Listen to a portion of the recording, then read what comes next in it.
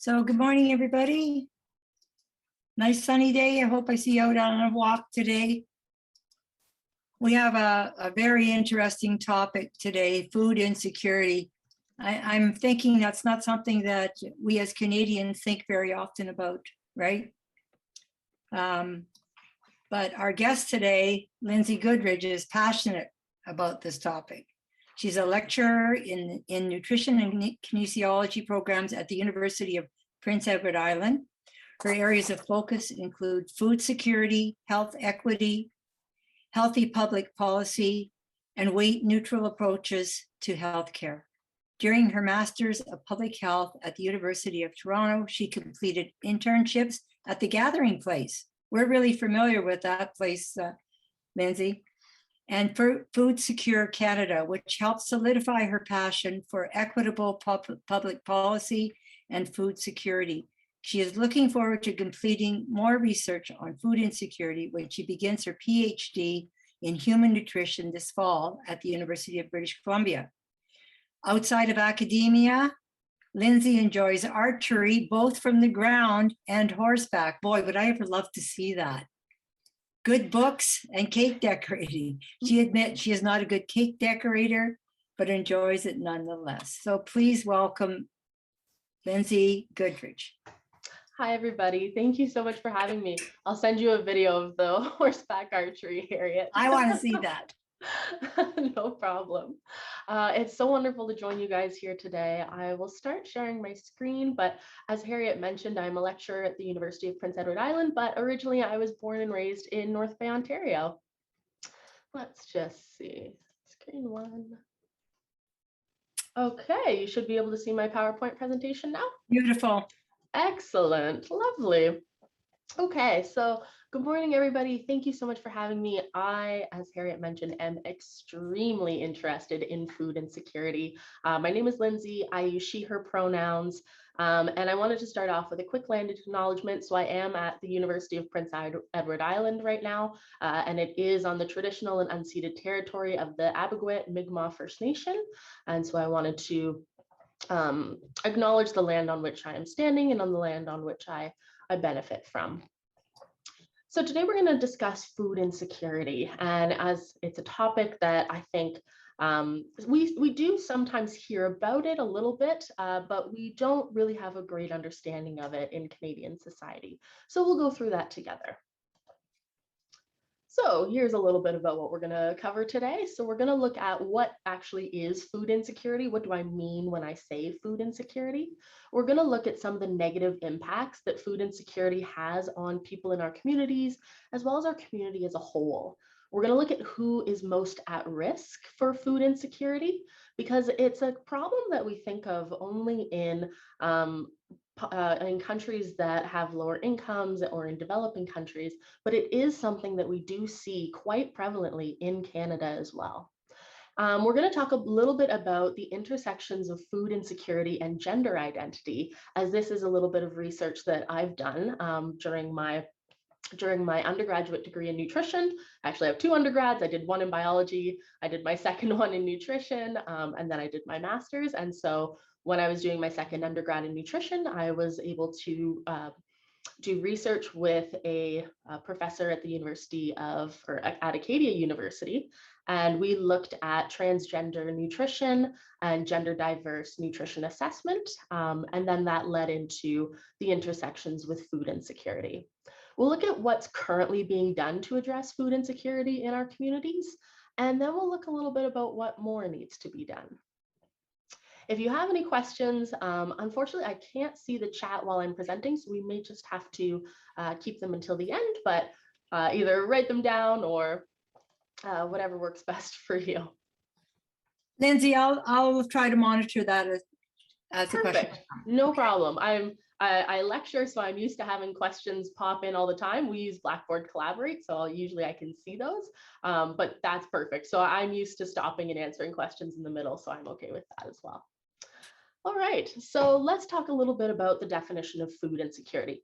First, we'll start with what food security is. So the World Food Summit defined food security as when all people at all times have physical and economic access to sufficient and nutritious food that meets their dietary needs and their food preferences for an active and healthy lifestyle. So food is a really important part of our culture. It's a really important part of our social interactions, and it's an important part of our identities. And food is also a universal human right. So food security really makes sure that people have physical, so they can go to the grocery store, they can get food, but they also have economic access. So when they go to the grocery store, they can actually purchase foods that are within their means. And so they're within their means, but they need to be able to access those in a way that they have sufficient amounts of safe and nutritious food. So it's really about making sure that everybody has access to enough food to meet their needs, their dietary needs for their health, but also their food preferences. I also really love other definitions which pull in more aspects of cultural needs and identity needs, but this one is a pretty good basic definition for sure. Now, when we speak about food insecurity, this is the inadequate or insecure access to food due to financial constraints. So we see people not being able to access food in our communities because they don't have enough money. They don't have the financial or economic means of accessing that food. And we measure it in three main ways. There's three main kind of scales. We have it marginal, so just a little, moderate, and then severe. And we usually measure household food insecurity in Canada using the Canadian Community Health Survey. So food insecurity, if you've heard of the social determinants of health, they're defined as the conditions in which we kind of grow, live, work, and age, and they shape how we access health in our communities. And food insecurity really is a social determinant of health. So because the root cause of food insecurity is not having enough money to access food, food insecurity is really a tangible product of poverty that has clear impacts on health. So how we define a problem shapes how we go about solving it. So I want to be clear that food insecurity is not a problem of food, but a problem of finances. And solutions should not really be geared towards providing food to individuals experiencing food insecurity, but really improving financial circumstances. However, I would also like to acknowledge that for Indigenous people, access to cultural foods and the means of preparing foods for themselves has been historically denied to them as a direct result of white settler colonialism, violence, and genocide. And food insecurity for Indigenous people may therefore look different from this approach. And it is imperative that Indigenous communities be centered and at the forefront of initiatives aimed at improving food insecurity in these communities.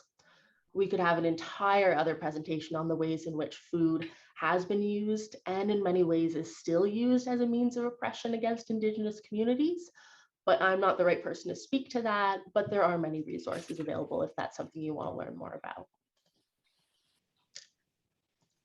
So how prevalent is food insecurity in Canada? It might not be a problem that we tend to think about, or it might be a problem that we think only affects the poorest in our communities or those who have been really denied a lot of means. But in Canada, 1 in 8 households are defined as being food insecure. This is from 2017 and 2018, but is still fairly recent.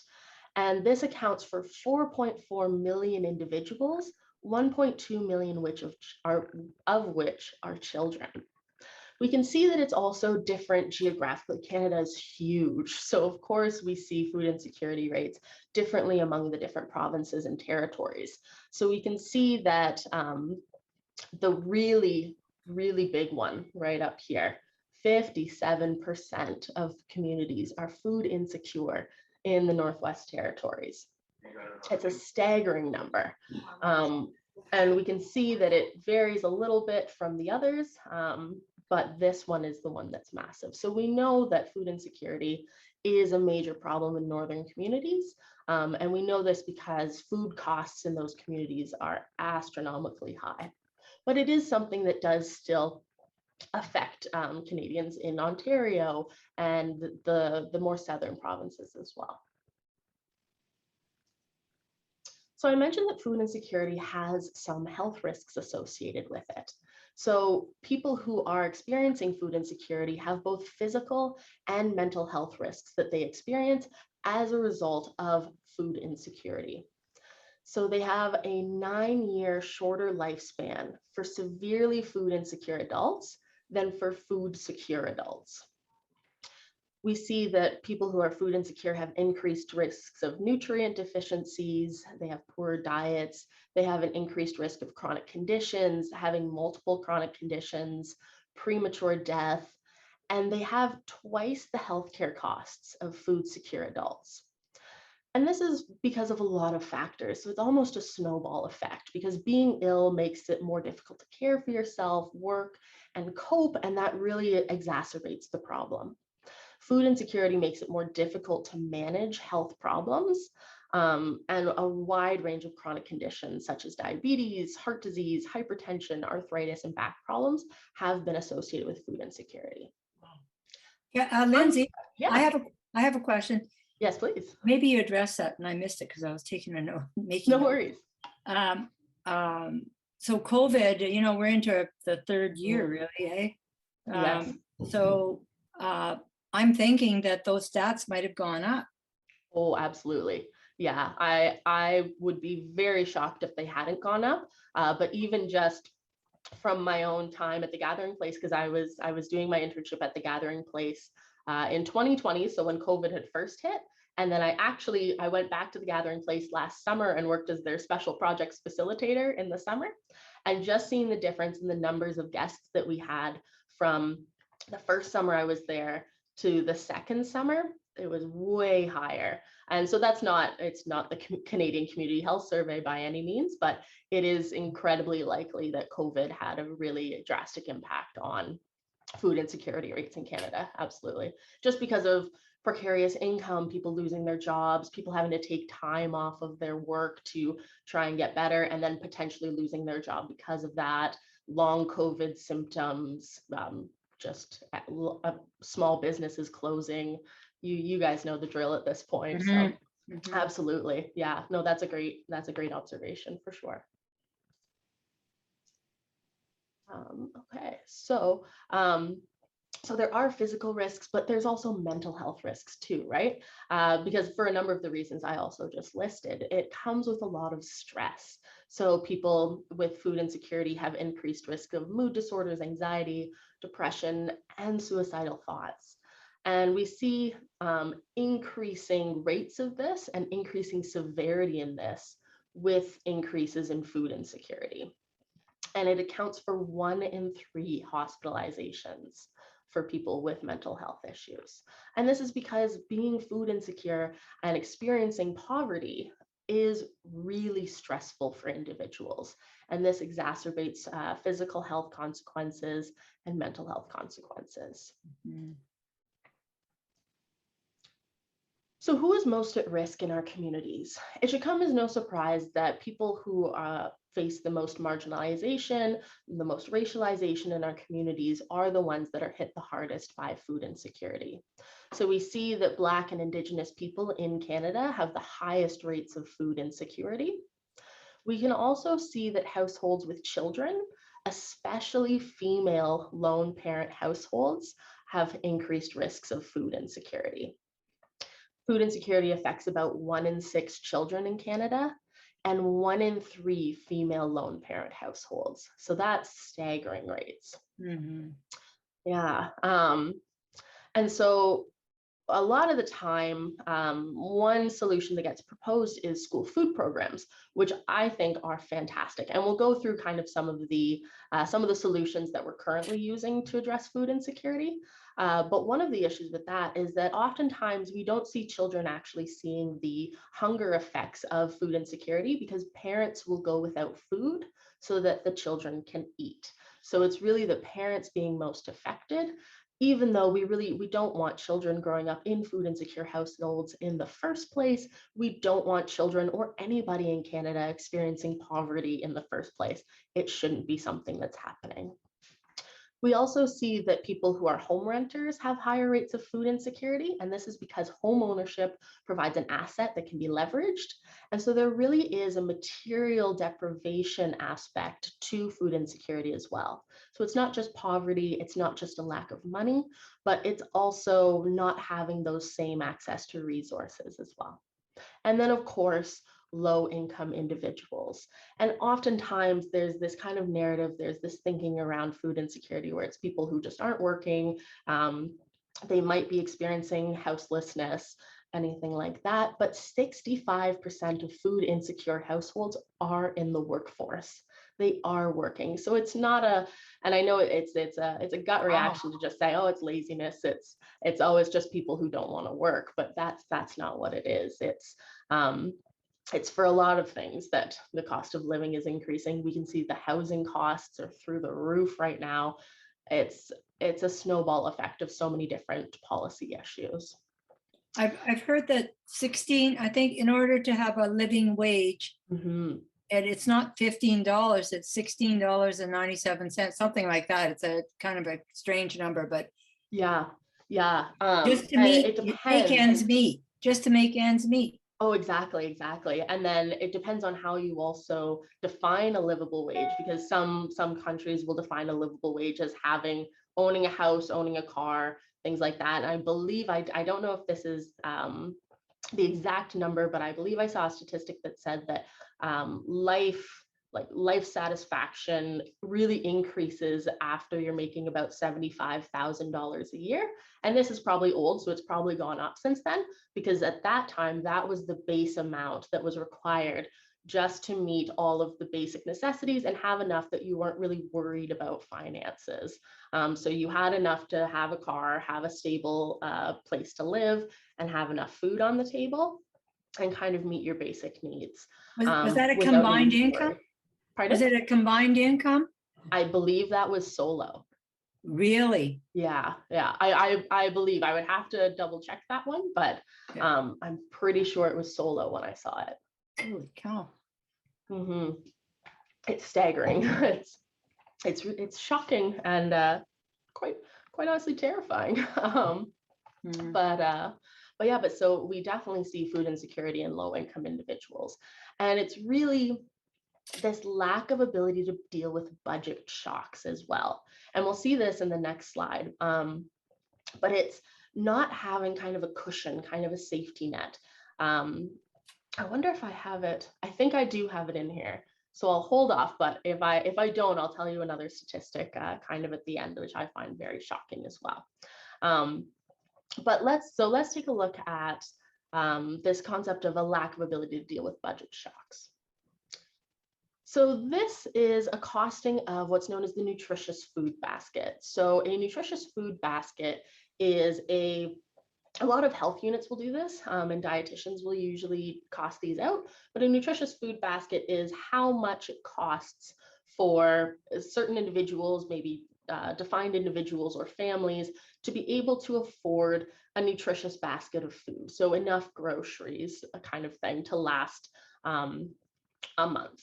And so it gets costed out. There's a set number of items that go into this nutritious basket, and it gets costed out based on regions and also based on provinces. So of course, as we were mentioning, the cost of a nutritious food basket in the Northern Territories is huge, much, much higher. But I've got a few just from some Ontario districts. So some places that we'll definitely see.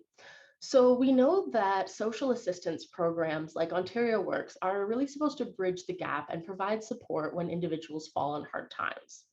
However, we can really see that the funds that are provided really aren't enough to meet those basic necessities. So we can see here for Sudbury District, this is the cost of a nutritious food basket for a single adult. And Ontario Works provides them with $838. So this is per month. So they would be spending, if they were to spend $336 to get a nutritious food basket, they would be spending 40% of their income on food, which is a huge portion. Now, for just the costs of food and rent alone, the funds that they have left for other things like utilities, transportation, health costs. In Canada, it's wonderful because we have an almost universal, I call it an almost universal healthcare system. It's really not a universal healthcare, but that's a different lecture. But a health cost, pharmacy, dental, things like that, phone bills, internet, clothing, personal care items, the list can go on. So the funds that they have left for that, they don't even have enough to be covering rent and food with that much money. So they have a deficit of $140. So a lot of the time for individuals, where they make cuts is to food. So they don't buy, they start buying less food. They start budgeting out what kinds of food they're going to buy, reducing their portion sizes, trying to make it so that they can keep the heat on, keep a roof over their head, and make sure that they're getting all of their necessities. Mm-hmm. And so we know that food is very important for individuals. It has a really big impact on our health and our mental health, our physical health, and it's a big part of our cultures and our social identities as well. So having to make those costs, it's not an easy choice to make, and it's not one that doesn't come without any ramifications. We can also see in the Porcupine, they've only got $32 left over for utilities, transportation, etc. In Thunder Bay, they have $78 left over. And in North Bay Parry Sound, this is from 2019, but they had $76 left over. So not a ton and not enough to meet these. So all of these individuals most likely would be making some cuts to the foods that they are consuming. That must be very stressful. Yes, exactly. And that's one of the underlying reasons why we see so many health problems with people experiencing poverty, is the stress that it puts somebody under. So we know that 60.4% of social assistance recipients are food insecure. And this is because the rates are too low to meet basic needs. And what about employers' insurance or workers' compensation? It's also unfortunately not a protection. We see 32% of people who are getting employment insurance or workers' compensation as being food insecure. However, when we look at the seniors' income, when we look at the Canada pension, this is where we start to see a difference. We only see 6.8% of seniors who collect Canada pension as being food insecure. And this is one example of the protection that a guaranteed income can afford to people. So this is one solution that has been proposed and has been highly supported by a number of organizations, a number of scholars and individuals, is this concept of a basic income to meet all of the basic needs for individuals in order to reduce rates of food insecurity, because we know that food insecurity is not a food problem, it's an income problem, and it's a poverty problem. I'm wondering if there are any questions right now. Yeah, any questions? Did you think that was did you think that was going to be, the conclusion or the results of this? Did you think I was Food going insecurity? to say food banks and stuff? Oh, go ahead, Debbie. Thank you. Thanks, Lindsay. I spent a good portion of my career working in the social assistance programs, Ontario Disability in particular. Yes. So this is no shock to me, and I'm surprised that your figure of only 60% of social assistance being recipients being food insecure, I would think it would be 100%. Yeah. Just from my experience. My question to you, though, I was going to hold it to the end, but just in case we don't have time, I'd be curious to know what your thoughts are on, just from my experience with the people on ODSP and other programs. It seems to me, and maybe this is old-fashioned thinking on my part, but the lack of preparing our people, our teenagers in particular, Mm. to learn how to cook. Yeah. And prepare themselves in the world. You know, there's no more or very little home economics courses anymore. And there's so many people who are on the edge, insecure in this way. And their only way to buy food and feed themselves is through fast food or buying you know, foods that are prepared, which are so much more expensive.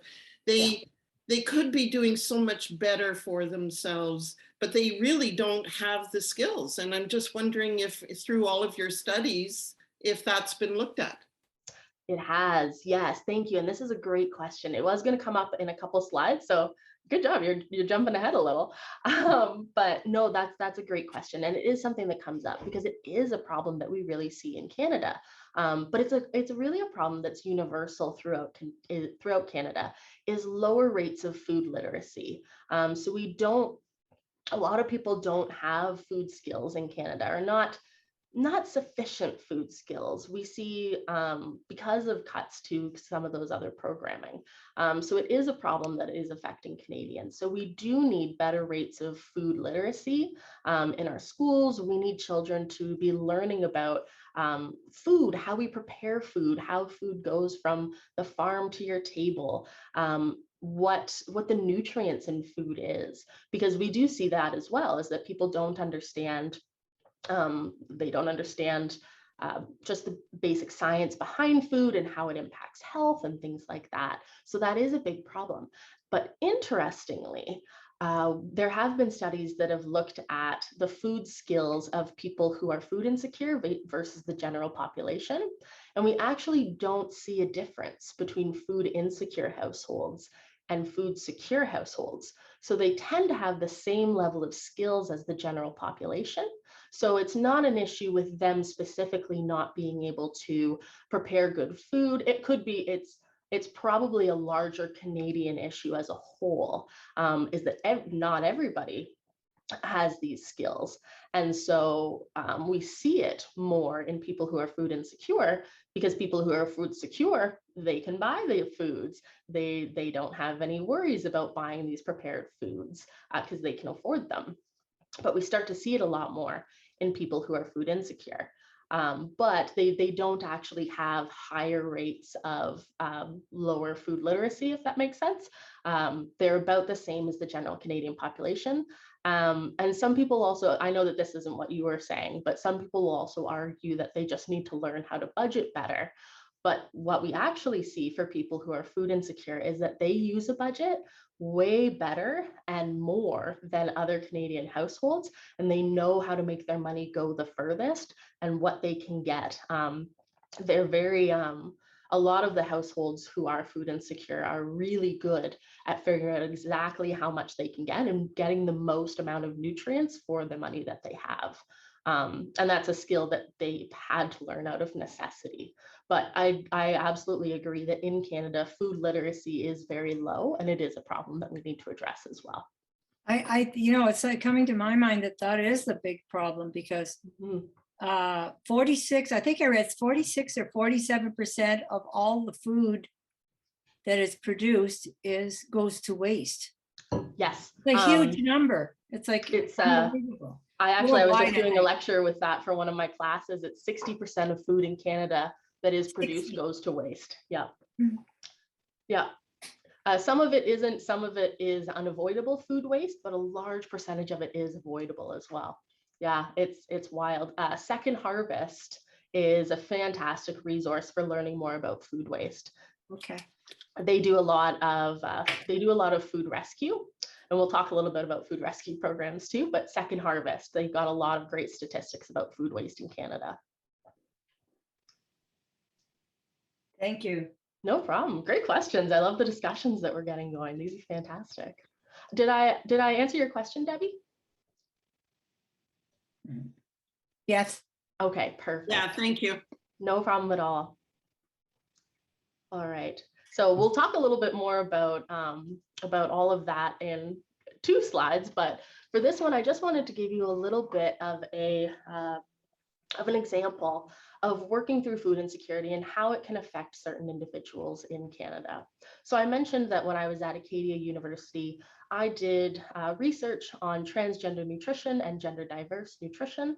And a lot of people will think, okay, well, how is the nutrition of transgender people actually different from people in Canada, from cisgender people in Canada? But we actually do see big differences. So somebody who is transgender has a gender that is different from the one that was assigned to them at birth, whereas someone who is cisgender, their gender matches what was assigned to them at birth. So I am cisgender because I was assigned female at birth, and I identify as a woman, and I use she, her pronouns.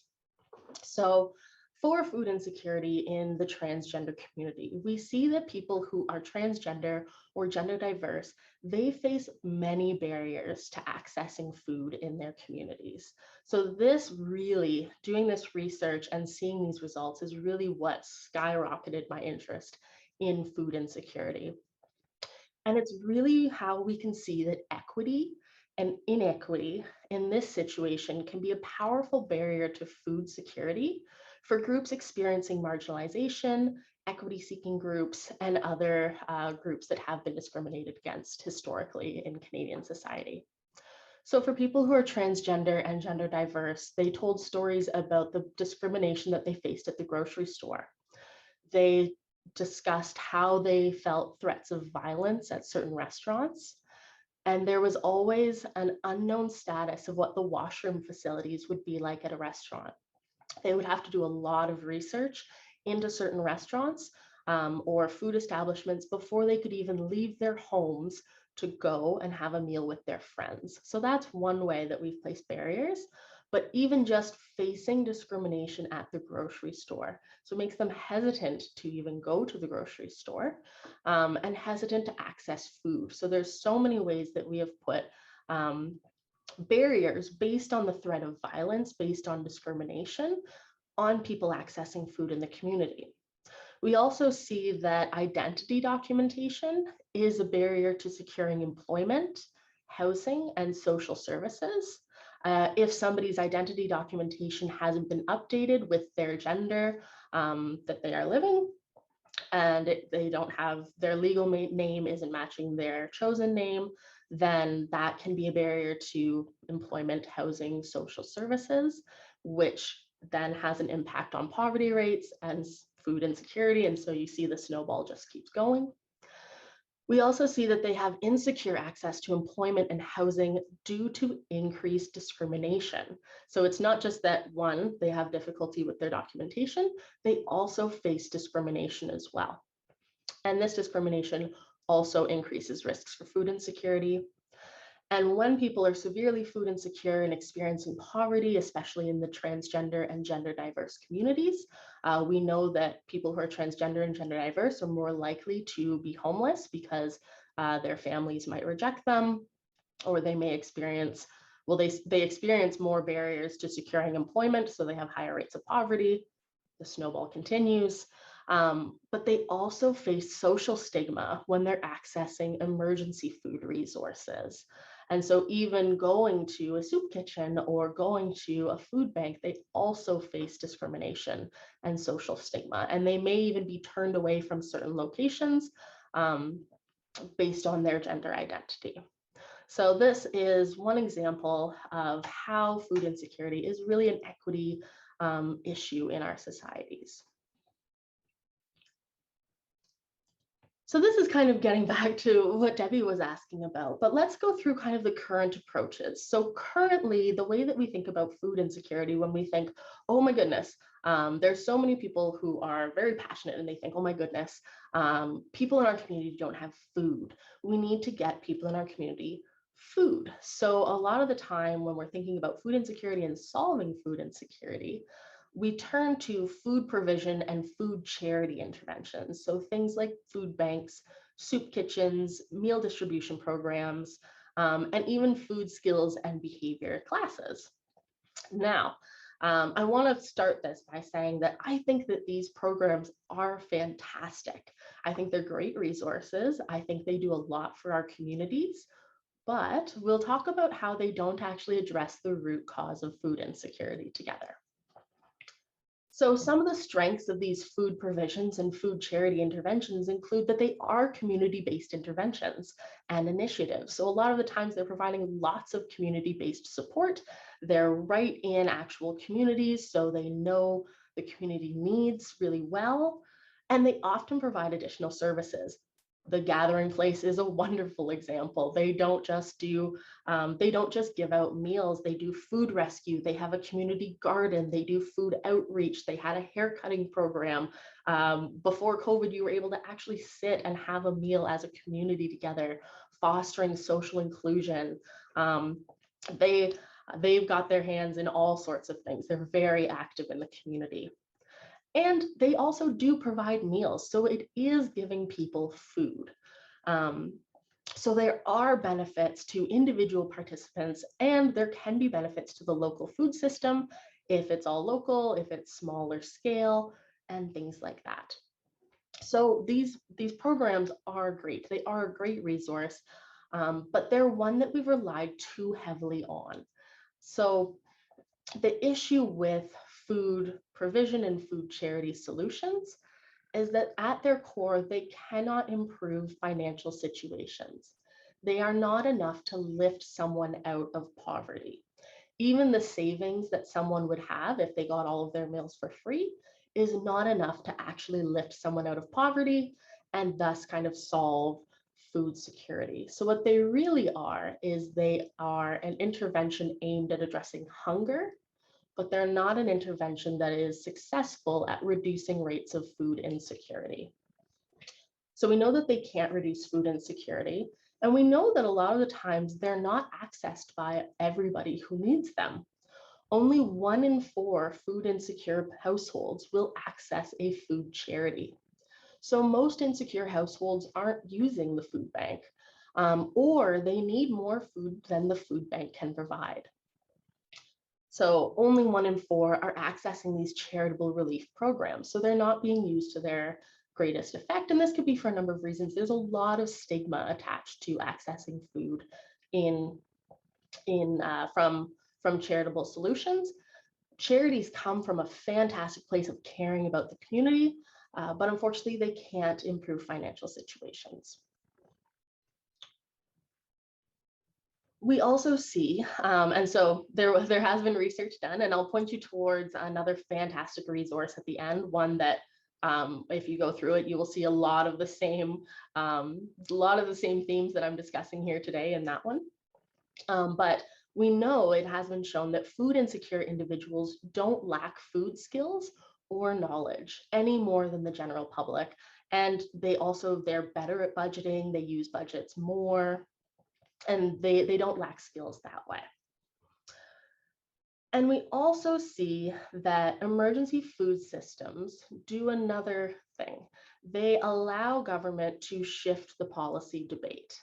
So what they do is, when you actually could see this at the beginning of COVID, one of the first things that happened when people were saying that our communities are becoming more food insecure, the government gave a lot of money to the food bank.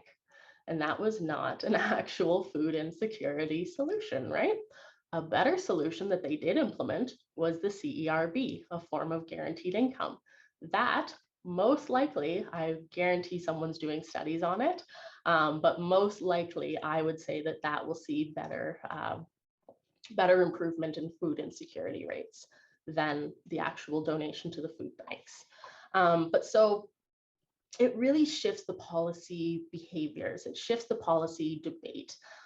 So it shifts it from rights, like food rights, to benevolence. And this impacts how we view the problem through a policy lens. So by relying on charitable solutions, we allow the government to kind of shirk their responsibility to uphold the right to food. And so these emergency food systems also became institutionalized, as we saw more cuts to social assistance and employment programs throughout time. And so we became more reliant on these emergency food systems to solve a problem that they were never going to be able to solve, but they allowed everybody to turn somewhere else. So unfortunately, the social safety net that we have in place has not been able to meet the needs of the most vulnerable groups in Canada. And while emergency food systems are short-term interventions, they aren't enough to actually solve the problem. They are a Band-Aid at best, but I even hesitate to call them a Band-Aid at all. But again, I do think that a lot of these programs are great things to have in our communities, and they offer fantastic resources for sure, but we need to reframe how we think about using them. There, Lindsay, there are countries, I think, in Europe that have guaranteed income. Yeah. I think it's the Scandinavian countries. I'm not sure which ones exactly, Yes. but Yeah. Yeah, I know there's a number of them that they have guaranteed income, they have affordable housing, very, very low rates of houselessness, and they have much lower rates of food insecurity. Yeah, absolutely. So in Canada, these are some of the policy levers for change that have been posited. So of course we have basic income. So it's been shown that a $1,000 increase annually to the poorest 20% of individuals in Canada would lead to 10,000 fewer chronic conditions per year. wow. So that's a lot. That's a big impact. And it also translates to 6,600 fewer disability days every 2 weeks as well. So that's wild. So a basic income would really, there's a number of different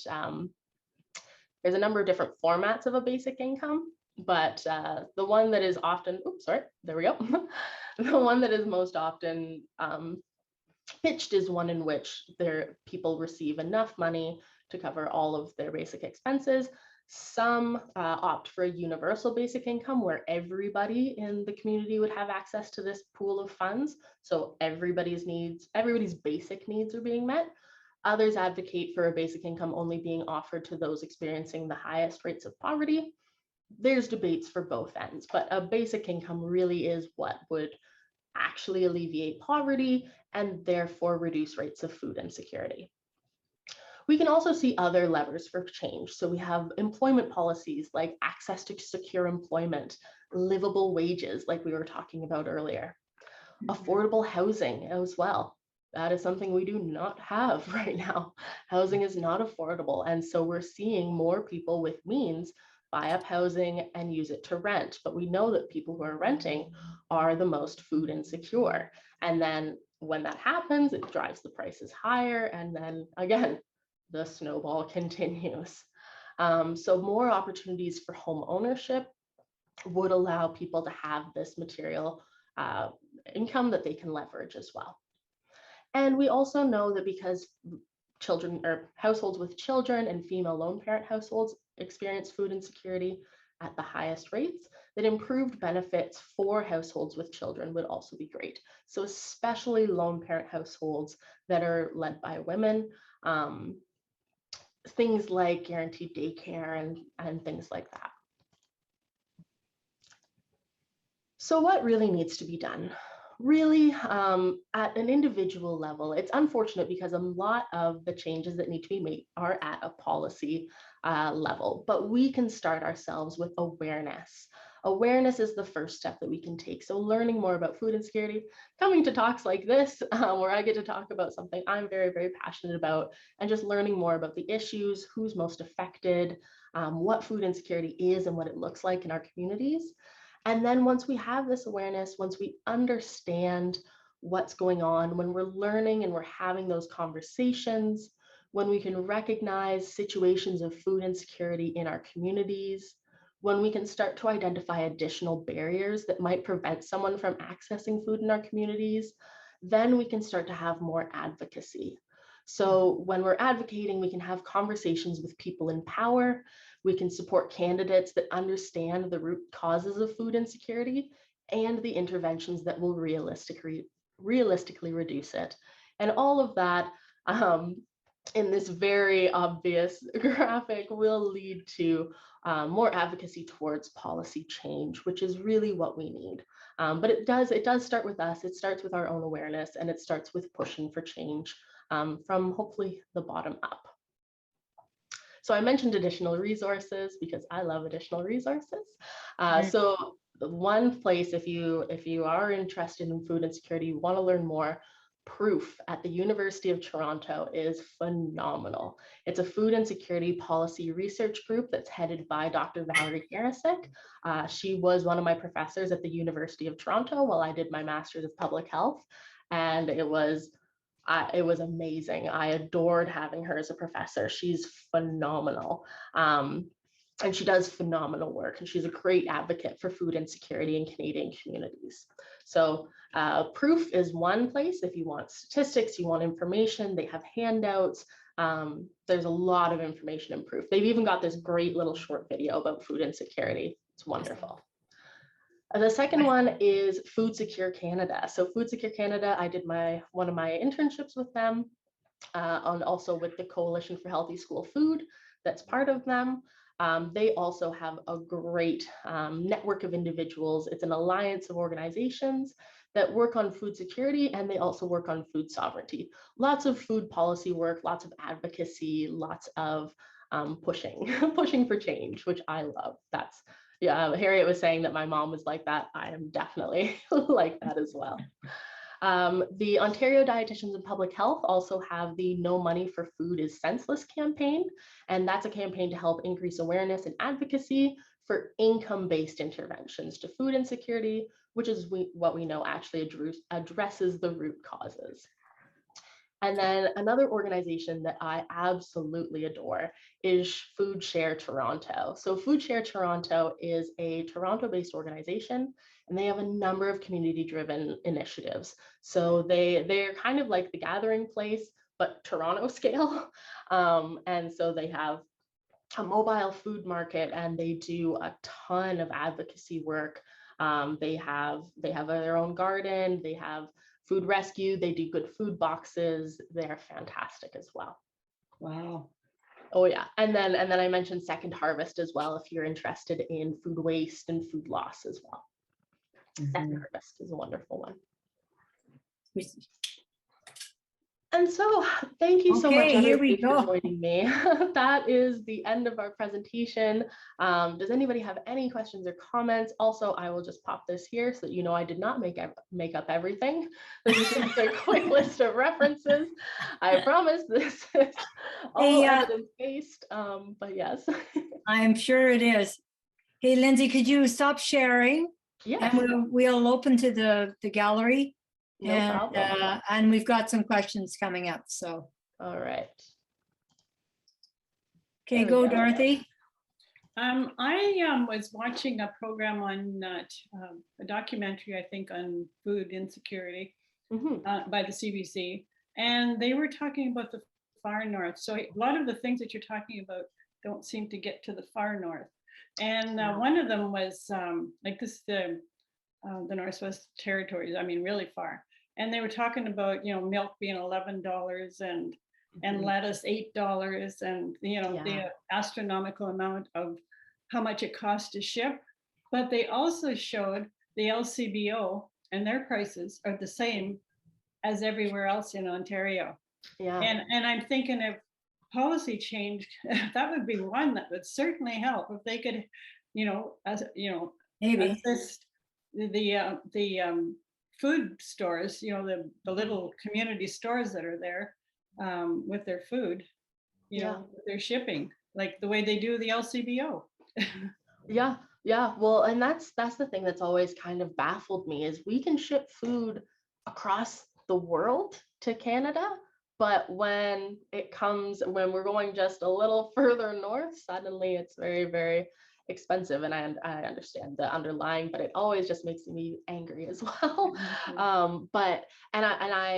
I almost think as well that $11 for milk might be the subsidized price as well. So the government does do some programs in the northern communities where they subsidize the price of some specific food items. So fruits and vegetables, milk, I think grain products and stuff like that are subsidized. So it lowers the cost for the individuals. But I think without it, it would be like in the $20. I know that like it's wild. I actually I showed my class a video that a number of high school students in one of the northern communities, I forget which one, But the high school students themselves had done this tour through the grocery store. It's a lovely video. I'll see if I can find it. And they were looking at all of the different prices, and then they spoke with a number of different people in the community about food insecurity there. And so, yeah, absolutely. Initiatives based on reducing the prices of those foods, as well as listening to Indigenous communities about what would work best for them for what they need for food insecurity initiatives, is also going to be fantastic. It might be that they need more supports to be able to have their own food initiatives, their own food supplies. I know that in northern Newfoundland, they did programs with community freezers and hunt programs, community gardens and things like that. It's difficult in those northern communities because there's a very short growing period as well, as we know in Northern Ontario for sure too. But yeah, absolutely. So definitely needs a lot more policy. Yeah. I don't know if the rest of the crew at our group is knows about this, but there are Canada colleges doing a really interesting project with food pods. And the goal is to take them north, and they're very controlled, but they're growing vegetables and fruits. Yeah. And I guess they're having great success. We were supposed to see one that was before COVID, but the person who was operating that food pod at Canada doesn't want, like, it's very, very, very controlled and sterile, I guess is the right word, I mean, hygienic, etc. So there is a video on it on the Canada College website. So just want to let everybody know. I'll have to check that out too. I hadn't heard that Canada was doing that, but yeah, that's a fantastic idea for sure. Yeah, more initiatives like that. I always love finding out about new community-driven initiatives because I think it's so important. I think we can do so much when we come together. I was wondering if anybody, are there any surprises that, I didn't realize how serious this was until Lindsay sent me to, I don't know which website it was, but I saw that video and I went, man, that's not what I was thinking. Yeah. Anyone? Any thoughts? I have just one question, but it's a very broad question, and I don't know how you answer that, because certainly a policy is the biggest issue. How really do you try to work more with a party that is more friendly to what you want? Do you just try and find a person within a government that you think you can work with? I'm not putting down one party or another, but like that seems to be one of the biggest barriers. Right now money is just flying all over Ontario because it's an election year. Like, you just put your hand out and try and get some from. I like it. I just find it's so political. How do you guys advocacy groups maneuver through that kind of a maze? Yeah, that's a great question. Thank you for asking that. And it really depends on kind of what makes the most sense to you, what resources you have available. So whether it's contacting your municipal representatives, or whether it's becoming part of a group like Food Secure Canada, who is pushing at the kind of higher level. So what they do is they go in, they write policy briefs that go to government officials. They make phone calls straight to people and push for change at that level. They have big campaigns. One that they'd done, it wasn't a food security one, but it was for school food programs, getting that on the agenda. They did it's called the Great Big Crunch. So they had a number of schools across Canada. Everybody got handed all of the kids got a fruit or vegetable, and everybody took a video of them all biting into it at the same time. It made a big crunch noise.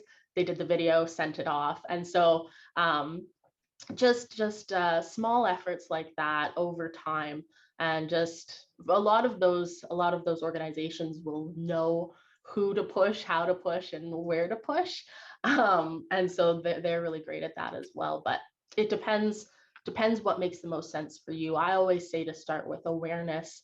and starting the conversation with yourself and with your closest circle, and then seeing where you can advocate at higher levels as well, as it makes sense. Debbie, go ahead. Thank you. Oops. Oops, sorry about that. I'm feeling a little guilty because I'm sitting here listening to this wonderful presentation about food insecurity while I'm eating my breakfast. Don't feel guilty at all. My question is, again, being part of the ODSP program for so many years, there was lots of talk about a guaranteed income, even back in my day. And so, I'm glad to hear that it's still being discussed, because, I always believed that it was the only way to solve all of this. And I think that your presentation has been excellent to address that issue so very, very adeptly. Thank you, Lindsay. Thank you. I think that it's been my experience talking to so many people over the years about this topic. Most people's reservations on the idea of guaranteed income is that, oh, people won't use that money for food, yada, yada, yada. You're just going to create a whole different problem. So like in my mind, the answer to that would be maybe not giving people dollars in their pockets, but, back in the day, it was called food stamps,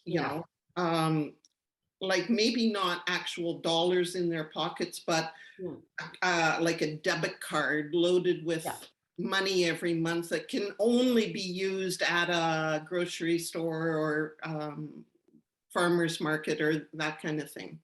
Yeah. So that is a program actually in the United States as part of the SNAP program for them. And so SNAP recipients will receive a debit card to a grocery store and things like that. And so that is one way, and that is something. And it's another way of kind of reducing barriers of discrimination as well.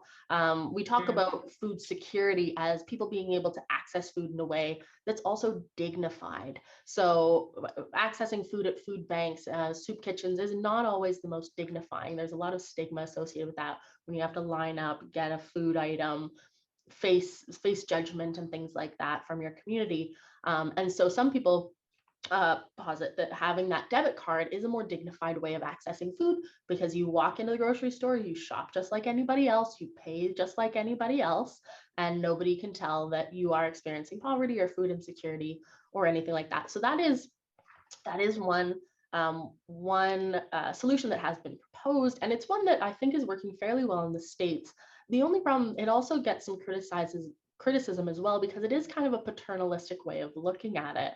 It's kind of a paternalistic way of going about it, because it's telling people, we know what's best for you. We know how you should spend your money. And it comes from a place of caring. It comes from a place of wanting them to be able to access food. And it comes from a place of wanting to help. But it can be a little bit, a little paternalistic. So that is one criticism that it gets. But there was a study done in British Columbia fairly recently, I believe. It was called the New Leaf Project. It was very small scale, so we really can't generalize the results. But I thought it was really interesting. And what they did essentially is they pretty much just handed out cash to people who were experiencing poverty, people who were houseless, and they handed them, I forget the exact amount, but it was a fairly large sum of cash. And then they followed them over a number of months. No stipulations, just gave them the cash. And in, I think it was 2 months, the majority of people had stable housing. In 3 months, I believe the majority of them were no longer food insecure. Rates of employment increased and things like that. And we know that with other basic income programs, one issue that people think as well is that, oh, if we give them basic income, people aren't going to work anymore. But that's not true. What we see when people are given basic income is that they do work. They work more. They go back to school a lot of the times. They become more educated because they have that buffer, and they work on things. They might not necessarily go back to work somewhere else, but they're more likely to start a new business. And they're more likely to work on things that they're really passionate about as well. And so because we know that working itself actually costs a lot of money. It costs a lot of money of transportation, childcare costs. It costs a lot of money having to buy clothing to go to an interview even. So the costs associated with just working or finding work are also a barrier to getting people into the workforce, which I'm sure you know, Debbie. And so that basic income helps to bridge that gap. It helps to provide a little bit of a buffer, and it helps to meet those basic needs. So yeah, we're still fighting for basic income for sure. And I'm hoping that there is a little bit of an opportunity for a push through for basic income because we had the CERB. So it is coming up a lot more in the policy debates, in the policy arena, and we're seeing it a lot more on the table. So I'm hoping that we get a good push through and it's something that happens, something I think would be just phenomenal. And this draws it to a conclusion, Lindsay, and I want to thank everybody for your great questions and Yes, thank you such so a much. thorough everybody. presentation. It sure changed my outlook a little bit, I must say. Oh, And good. because we've been talking about the SDGs, and the top 3 are no poverty, zero hunger, Yep. good health and well-being. Yes. And we all know if we have those in place, we can live a much better quality of life Yeah. and contribute to the community around us. Exactly. So hey, thanks so much, Lindsay. Maybe you can come back and listen to how it's going in BC. Yes, Yeah, I would love to. Thank you so much, everybody. It's been so wonderful to get to speak with you today. And I'm so glad that a group like this exists. It was so great to get to have these discussions with you. And thank you so much for having me. I hope we can connect again, hopefully when I'm in BC and working towards that doctor title. All right. We'll be cheering for you for sure, Lindsay. Thank you so much. Have a great rest of your day, everybody. Thank you for having me.